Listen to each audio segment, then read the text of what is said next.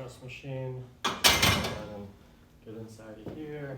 I've already applied some of my weights. I'm just going to throw some plates on the edges. I'm going to lay it down, and I'm going to bring my feet up onto here.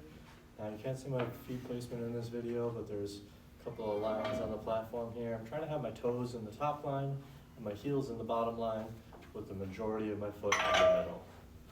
Okay. Once I've got that established, I also want to have my feet about hip width apart or so.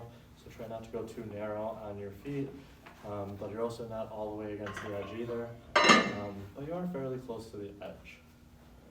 Okay. Now, these top handles here are just going to be for support. You can hang on to these if you need to, but the bottom handles down here are going to be the ones that are going to allow the machine to move. So what I'm going to first do is I'm going to extend my legs. So I'm going to kick forward to bring the machine up, and now I'm going to use those bottom handles. I'm going to push them down to the floor, and that is going to release the machine to be able to do the full range.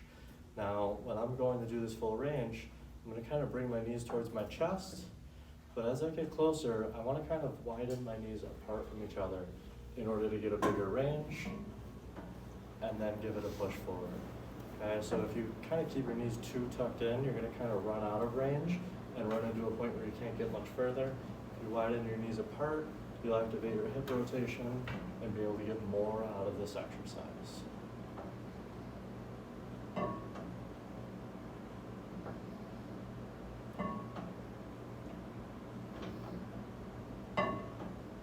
Once you're done, kind of lock out your knees at the end so that you feel nice and safe that it's up there. And you're going to take those bottom handles that you pushed down before, and you're going to pull them up. And now I can bring my legs back down to rest the machine back where it started.